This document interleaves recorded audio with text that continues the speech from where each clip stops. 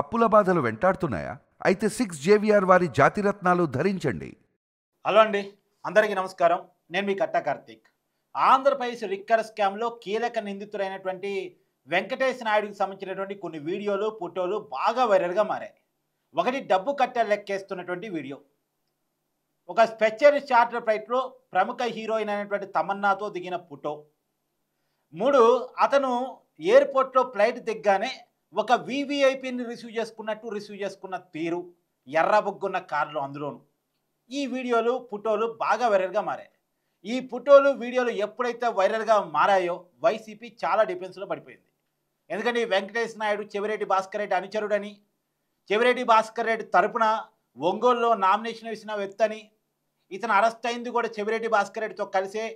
చెవిరెడ్డి భాస్కర్ రెడ్డితో కలిసి కొలంబో వెళ్తూ ఉంటే ఎయిర్పోర్ట్ అధికారులు, ఇమిగ్రేషన్ అధికారులు వీళ్ళని అడ్డుకున్నారు, వీళ్ళని అరెస్ట్ చేశారు. తర్వాత సిట్ అధికారులు పోయి వీళ్ళని పట్టకొచ్చారు అనే విషయం బయట సమాజానికి తెలుస్తుంది, చర్చనీయాంశంగా మారుతుందని వెంటనే వైసీపీ వెంకటేశ్వర నాయుడికి సంబంధించిన ఇంకొన్ని ఫోటోలు వైరల్ చేసింది. అంటే అతను చంద్రబాబు నాయుడుతో దిగిన ఫోటోలు, అతను కొంతమంది టీడీపీకి సంబంధించిన ఎంపీలతోటి, కేంద్ర మంత్రులతోటి దిగిన ఫోటోలు, ఇలా కొన్నిటిని వైరల్ చేసే ప్రయత్నం చేసింది. సరే, వైసీపీ కేవలం ఫోటోలు మాత్రం వైరల్ చేయగలిగింది.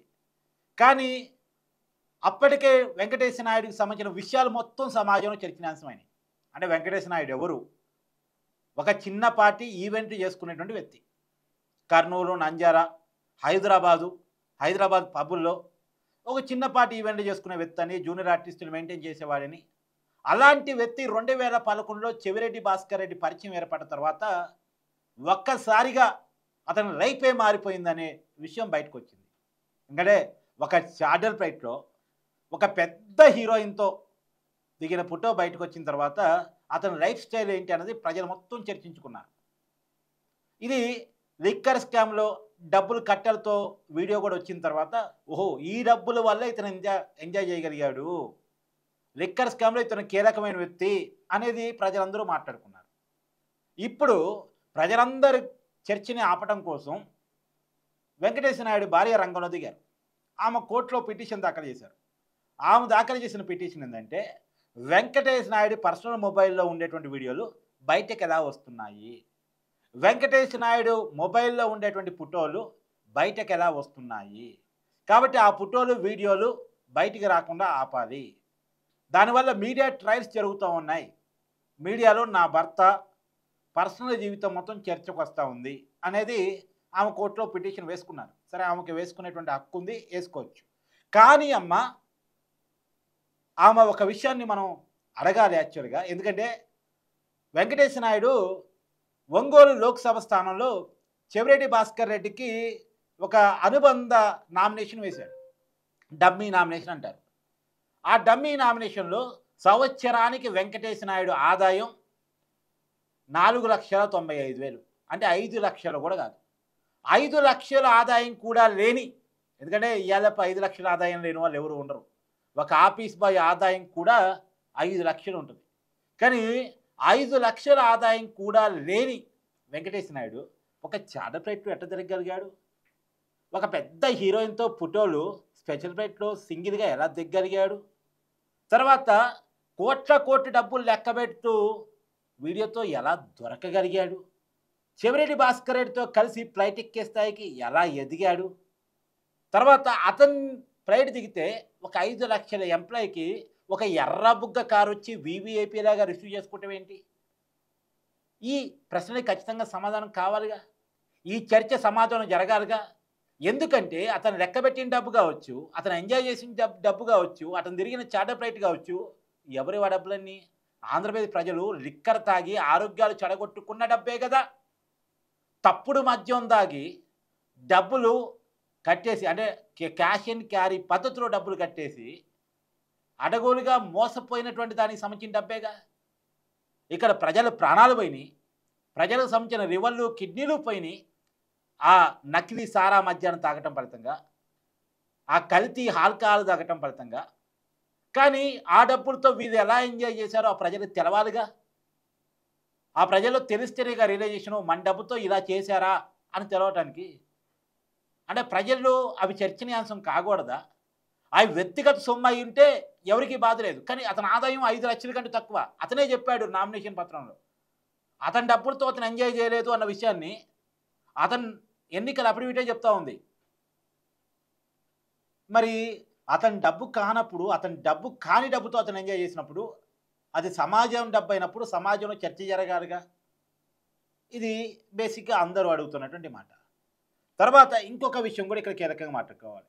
తమన్నాతో దిగిన ఫోటో, ఇది కీలకంగా మాట్లాడుకోవాలి.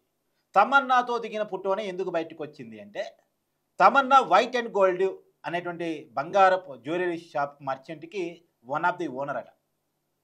వీళ్ళు 400 కోట్ల బంగారం కొన్నారు అని నారా లోకేష్ గారు ప్రెస్ మీట్లో చెప్పారు కదా, ఆంధ్రప్రదేశ్ మంత్రి. ఆ 400 కోట్ల బంగారానికి తమన్నా బంగారు కంపెనీకి ఏమైనా సంబంధాలు ఉన్నాయా? లేదు అంటే తమన్నా తెలుగు రాష్ట్రాల్లో బయట సౌత్ ఇండియా మొత్తం కూడా మలబార్ గోల్డ్కి బ్రాండ్ అంబాసిడర్గా ఉన్నారు. ఆ మలబార్ గోల్డ్లో ఏమన్నా 400 కోట్ల బంగారంలో కొంత వాటా కొన్నారా? ఇంకొక విషయం, రాజు కసిరెడ్డి, వెంకటేష్ నాయుడు, ఇంకొంతమంది ఈ తమన్నాతో కలిసి సినిమా స్టోరీల కోసం సెట్టింగ్లు. ఎందుకంటే రాజు కసిరెడ్డి సినిమా నిర్మాత కూడా కదా, సినిమా కూడా తీశాడు కదా. నిఖిల్తో ఒక సినిమా తీశాడు కదా, పాన్ ఇండియా మూవీ. సుమంత్తో ఇంకో సినిమా తీశాడు కదా. అలాగే ఏమన్నా తమన్నాతో సినిమా తీద్దాం అనుకున్నారా? లేదు తమన్నాకు సంబంధించిన బంగారపు విషయాలు, బంగారం విరివిగా కొన్నారా? బంగారాన్ని మళ్ళీ మార్చారా? ఈ విషయాలన్నీ చర్చకు రావాల్సిన అవసరం ఉంది కదా. ఎక్కడో ఒక లింక్ ఉంది. ఆ లింకుని ఛేదించే దానికోసం ఆ ఫోటో వైరల్ అయి ఉండొచ్చు కాక. ఇది ఆంధ్రప్రదేశ్ లిక్కర్ స్కామ్ను చాలా దగ్గర నుంచి చూస్తున్న వాళ్ళు మాట్లాడుకునేటువంటి మాటలు. మరి ఈ ప్రశ్నలకి సమాధానం మూసేద్దామను, ఈ సమాధానాలకు వెతికితే మళ్ళీ ఎక్కడ జగన్మోహన్ రెడ్డి గారి దగ్గరికి ఈ లింక్ వెళ్తుందో అన్న ఒక భయము, మొత్తానికి ఈ చర్చను ఆఫ్ చేయడం కోసం ప్రయత్నాలు స్టార్ట్ అయ్యాయా అనే అనుమానం కలుగుతూ ఉంది. మొత్తానికి వెంకటేష్ నాయుడు గారి భార్య ఆమె కోర్టును అప్రోచ్ అయ్యారు. కానీ ఒక విషయం మాత్రం వాస్తవం, వెంకటేష్ నాయుడుకి పర్సనల్ జీవితం, వాళ్ళ భార్య, పిల్లలు, ఇంకోటో వాళ్ళ నివాసము, వీళ్ళకి సంబంధించిన చర్చ ఎక్కడా జరగలే. వాళ్ళ వ్యక్తిగత ఫోటోలు ఎక్కడా చర్చకు రాలే. ఈ లిక్కర్ స్కామ్తో సంబంధం ఉన్నటువంటి వీడియోలో ఫోటోలు మాత్రమే వైరల్ అయ్యాయి. ఇప్పుడు తమన్నాతో చాడర్ ఫ్లైట్లో అతను దిగిన ఫోటో, అతను విలాసవంతమైన జీవితానికి అద్దం పట్టేటువంటి ఫోటో. తర్వాత అతను ప్రైడ్ దిగ్గానే అతను రిసీవ్ చేసుకున్న తీరు, అతను వీవీఐపీ లైఫ్ స్టైల్కి, అంటే జగన్మోహన్ రెడ్డి గారి పరిపాలనలో అతనికి అందినటువంటి వీవీఐపీ లైఫ్ స్టైల్కి ఒక నిదర్శనం. అతను కేటీఆర్కి సంబంధించి బర్త్డే యాడ్ ఒకటి ఒక నేషనల్ పేపర్లో ఇచ్చాడు.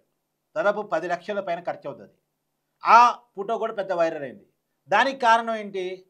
సంవత్సరానికి 5 లక్షలు కూడా సంపాదించలేని ఒక వ్యక్తి 10 లక్షలకు పైగా ఖర్చు పెట్టి ఒక నాయకుడికి బర్త్డే విషెస్ ఎలా చెప్పగలిగాడు? పేపర్ యాడ్ ఎలా ఇవ్వగలిగాడు? ప్రతి దాంట్లో కూడా వెతకగలిగితే లాజిక్ ఉంది. సమాజానికి అవసరమైనటువంటి మాటలు ఉన్నాయి, సమాజానికి సమాధానం చెప్పాల్సినటువంటి విషయాలు ఉన్నాయి. మరి వాళ్ళకి సంబంధించిన ఫ్యామిలీ ఫోటోలో, పిల్లల ఫోటోలో, వాళ్ళ అడ్రస్లో ఏమి వైరల్ కాల. సమాజానికి సమాధానం చెప్పాల్సిన వీడియోలు, ఫోటోలు మాత్రమే వైరల్ అయ్యాయి. మరి వాటికి సమాధానం దొరుకుతుందా లేదా చూడాలి. Thank you.